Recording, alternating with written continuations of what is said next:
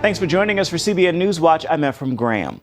A quiet Baltimore overnight. Police enforce a curfew now continuing through the weekend when protests are expected to happen. We have new information today about the incident that sparked all of this, the death of 25-year-old Freddie Gray. The police investigation is now in the hands of the state's attorney's office. Protesters thought the details would be made public, but that did not happen. Mark Martin has more on the case that has cities across the country on alert. Support protests across the nation, like this one in Philadelphia, did not reflect the change that settled in Baltimore. Demonstrators remained peaceful and dispersed at curfew. New information from police raised more questions about how 25-year-old Freddie Gray suffered a fatal spinal cord injury in police custody. Investigators going over surveillance video found the police van transporting Gray made 4 stops, not 3 as previously claimed. We are much more suspicious than before in light of that omitted information. Even though protesters thought the information would be made public, police turned over their preliminary report on Gray's death to the state's attorney a day early. They emphasized the investigation is not over. Getting to the right answer is more important than the speed. Making sure that we look and overturn every rock is more important than just coming forth and giving a document. Police also made an appeal for people to remain calm ahead of more expected protests this weekend. Baltimore police say 95 officers were injured earlier in the week. An attorney for the family of Freddie Gray says they did not anticipate the police report to be made public right now, and they want justice at the right time. Mark Martin, CBN News. Rescue and recovery efforts continue in Nepal today. Soldiers and rescue teams in Kathmandu work to clear debris and search for survivors after Saturday's deadly earthquake. The latest death toll now stands at 6,191 in Nepal alone.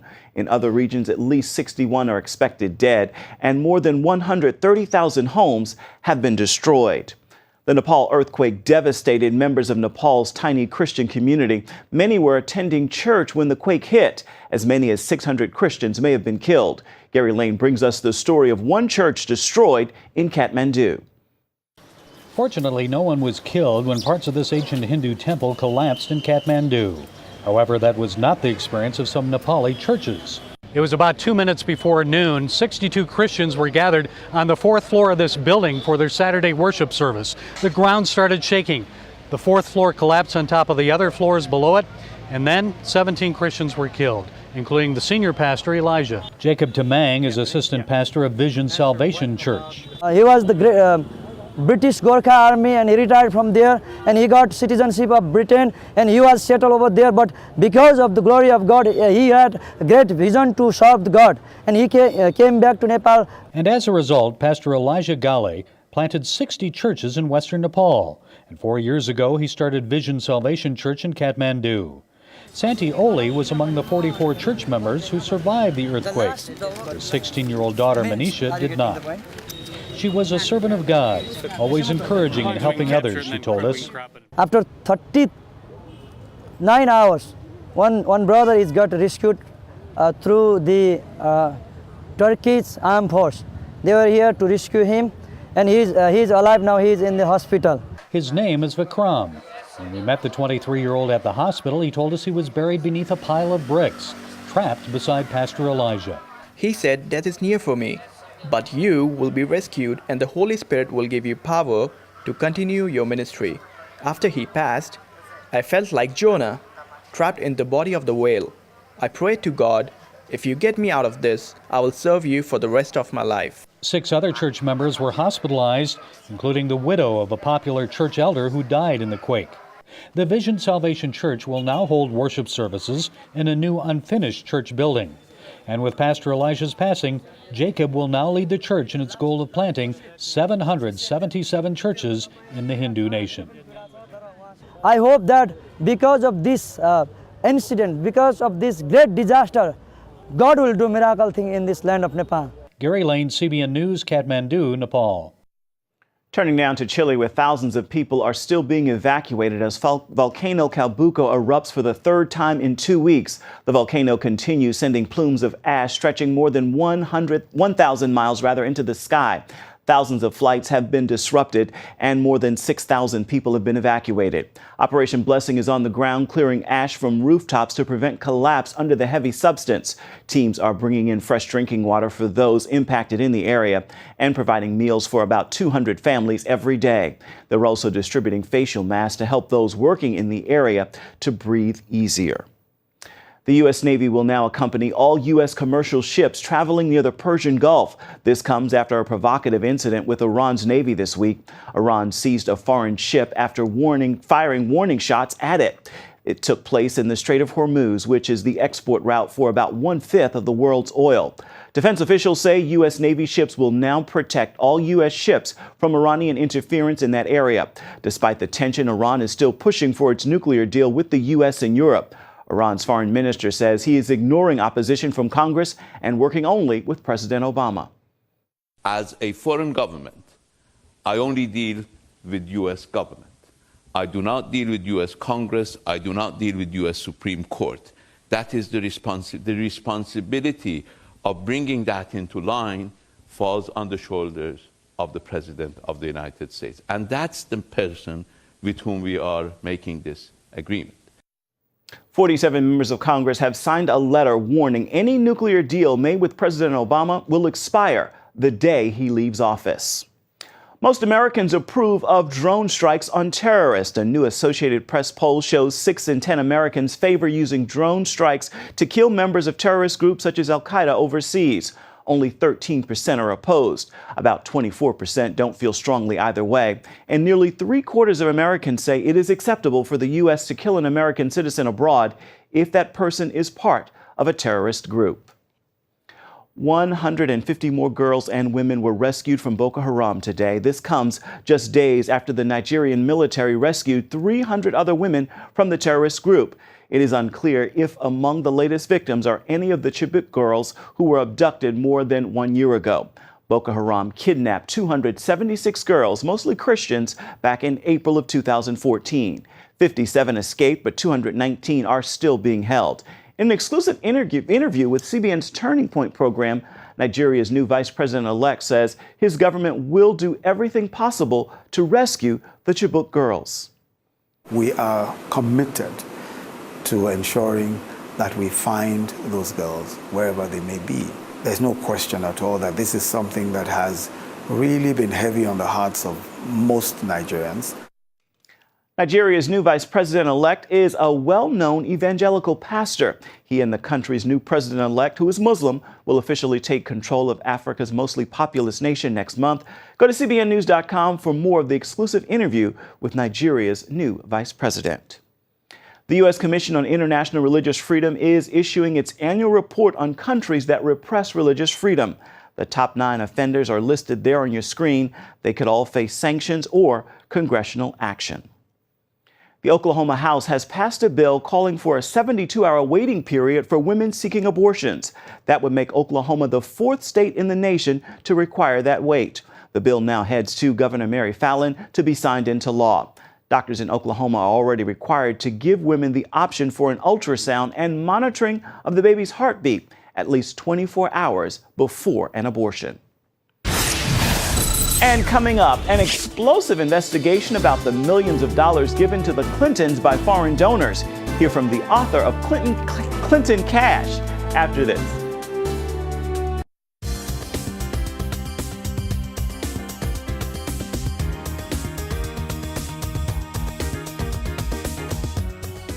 It is the book everyone's talking about, and it's created a firestorm for Hillary Clinton's presidential campaign. It's called Clinton Cash. The book raises questions about the millions of dollars in foreign donations to the Clinton Foundation while she was Secretary of State. When Bill and Hillary Clinton left the White House 15 years ago, they say they had no money, owed millions, and didn't know how they'd pay for Chelsea's college education. We came out of the White House not only dead broke, but in debt. Since then, the Clintons have earned more than $130 million. Most people assume they've amassed their wealth through speaking engagements, where they collect fees as high as $750,000. But who pays and why? Peter Schweitzer's bombshell book, Clinton Cash, the untold story of how and why foreign governments and business helped make Bill and Hillary rich, has people in Washington political circles and around the world talking about donations to the Clinton Foundation and what might be next. CBN founder Pat Robertson spoke with Peter Schweitzer for more about his extensive investigation into the Clintons' cash. He asked if Hillary lived up to her agreement to disclose foreign donors to the Clinton Foundation when she was Secretary of State. A condition for her becoming Secretary of State in early 2009 was that she agreed to disclose all contributions to the Clinton Foundation and that there be a process to vet donations that were coming in. The problem is that I point out in the book, they violated that agreement almost immediately.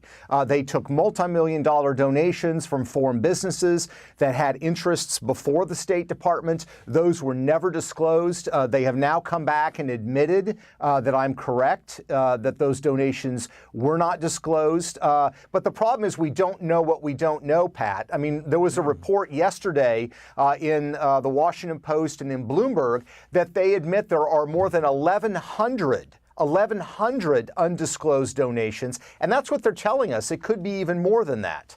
Is there an implied promise that either they will get access to federal government or there will be some sort of favors given by Bill or Hillary Clinton when people give that kind of money? Well, I think certainly for some of them, there's this sense that giving a contribution to the Clinton Foundation is a retainer. In other words, that it's granting them access. And if you look at the pattern of conduct during her tenure as Secretary of State, it's very, very clear that you have a pattern repeated dozens of times, which is Hillary Clinton takes a position on an issue. There's an influx of maybe tens of millions of dollars, even more than $100 million in some cases. And then she ends up making a policy decision that is favorable to the people who have sent the money. And sometimes she is reversing course from the previous position that she had. The only thing that happens in between is there's this large influx of money. So it's a very troubling pattern that goes to the heart of what kind of decisions she's making and why she's making them. All right, well, let's talk about that one that's gotten the most publicity. This a fellow named Justra he's been in the mining business for some years. And he starts a little company called Eurasia, and they bid for the uranium rights in Kazakhstan. And in your book, you point out this is like a pipe dream. There's no way a little country like this is going to get it. But then President Nazarbayev of Kazakhstan wants to be recognized as a world leader by Bill Clinton, and Bill Clinton embraces him.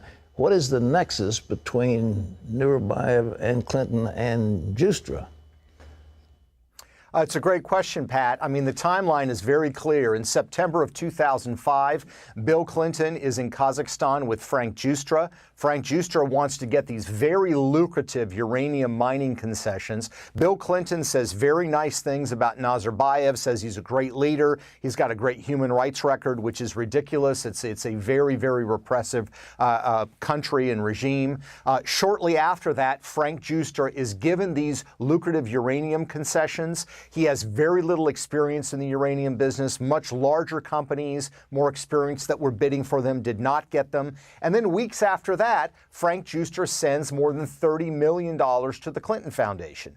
And that's the beginning of this path that ultimately leads to the Russian government itself owning 20% of the uranium in the United States. Well, Justra now takes this company public. I think he goes out on the Vancouver Exchange. Canaccord Capital, you said it's the biggest deal they've ever done.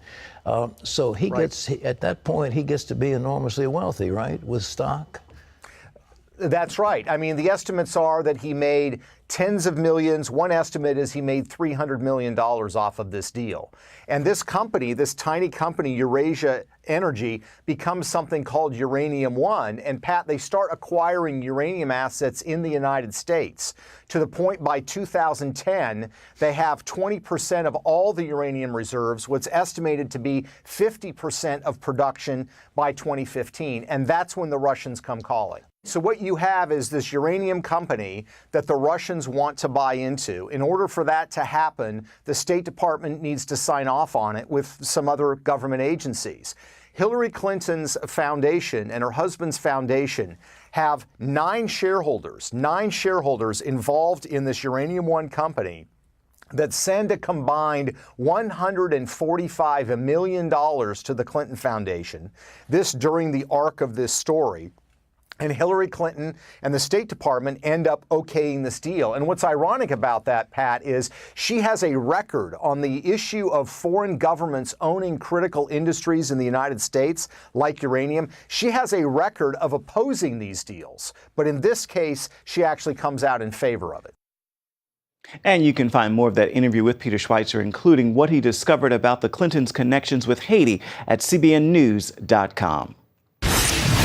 Superbook is CBN's animated TV series. It brings the Bible to life for people across the world. Now it's an interactive app. We'll show you how it works in this week's digital download.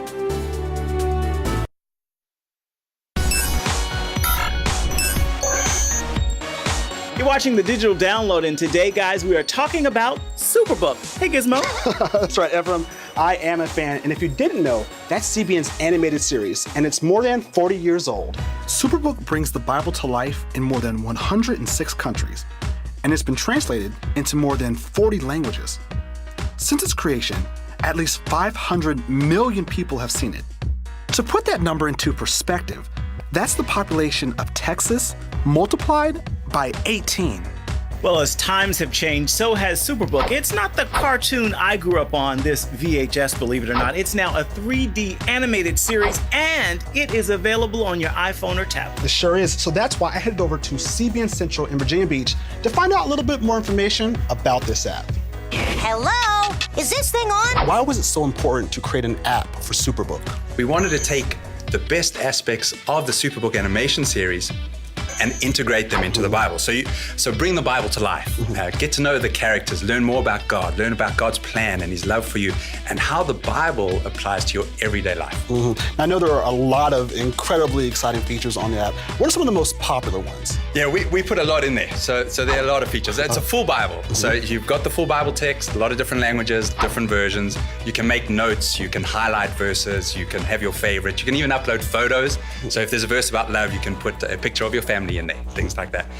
You can learn about the characters of the Bible, the places, the artifacts. There's a daily devotion called a daily quest. So you get a encouraging verse every day, and then you can do some fun games around it. So we've got games in there as well. You can do word searches and trivia.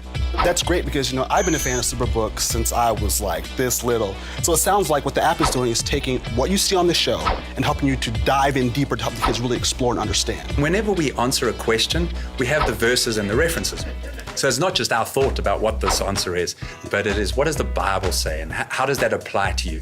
And I think another key feature is the Want to Know God section. It's a very easy way to explain the gospel to kids. It is a cool app for even me, the big kid.